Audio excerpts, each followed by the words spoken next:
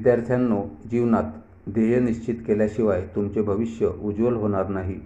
कारण यशाचा मार्ग हा ध्येयपूर्तीच्याच दिशेने जात असतो. त्यासाठी ध्येय निश्चित करा, असे आवाहन प्राध्यापक डॉक्टर जयेंद्र लेकुरवाडे यांनी केले.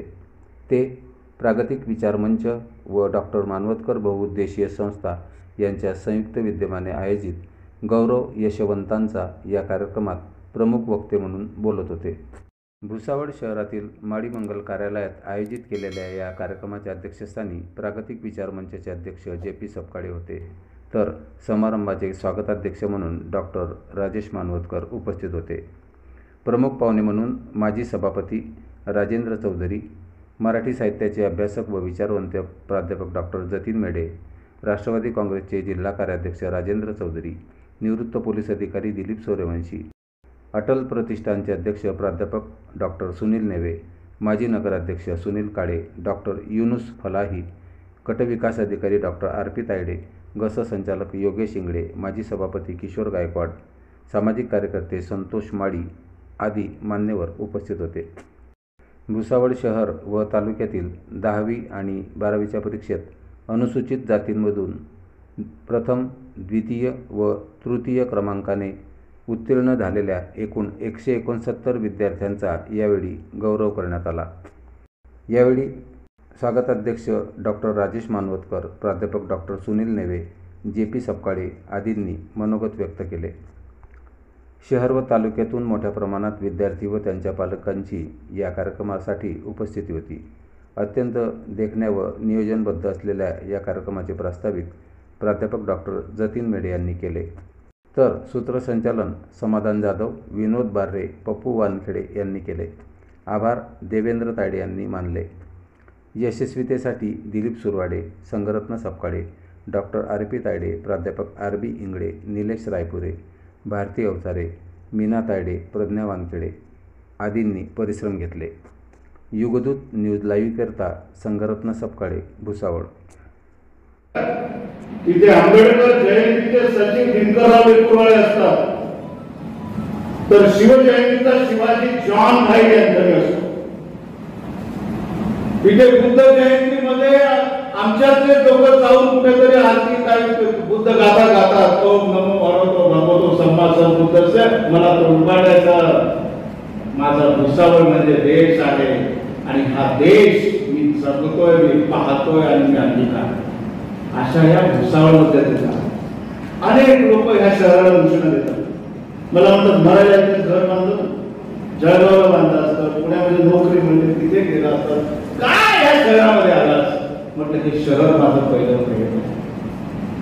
तिथे असतील बाबा, गुंड असतील, काही असतील, संघर्ष असेल, पण का कुणास ठाऊक या मातीतली माणसाला खूप जिव्हाळ्याचं.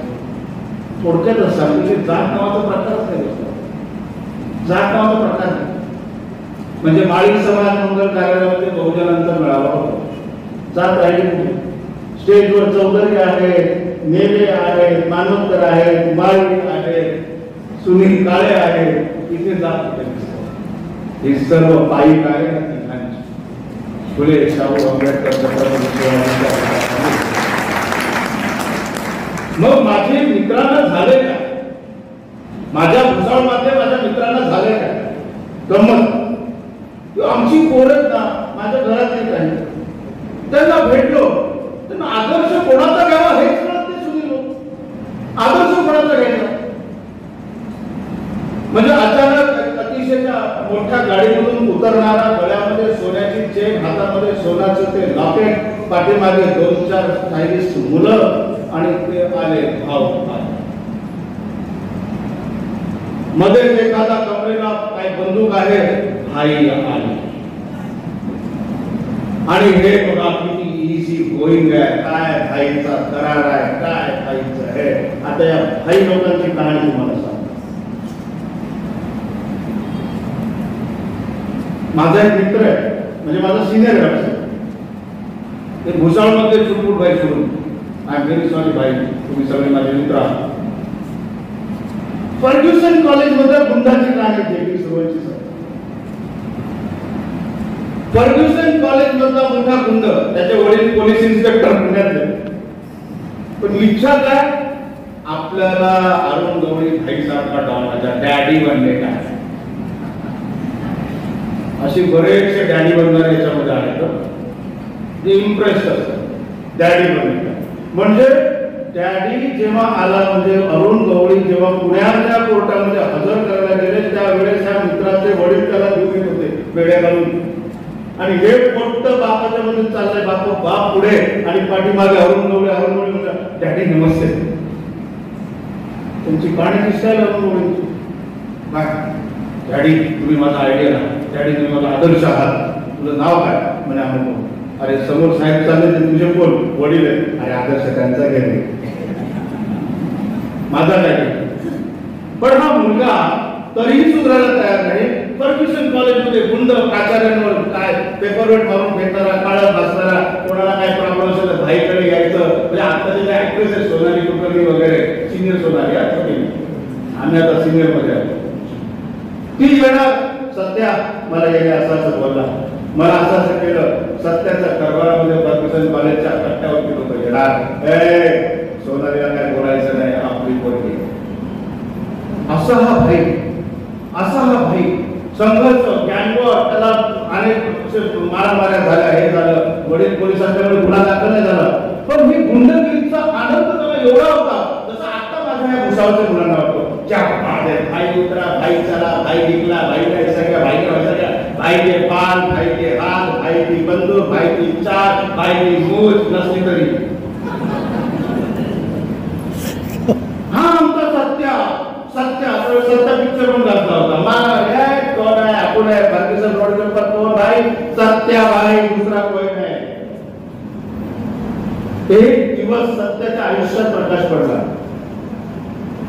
सूर्यवंशी साहेबांसारखा त्याचा एक मित्र IPSचा शांतपणे अभ्यास करायचा सत्याची मैत्री प्रेम सगळे IPS झाल्यावर सत्याच्या बाजूला येऊन बसला सत्या IPS झालो सत्यामध्ये बोल चलो पोलिसांमध्ये कोणीतरी आहे आपलं धंदा जोरात चालू त्यांनी सत्याला एक छोटशी गोष्ट सांगितली सत्या तुला माहिती आहे का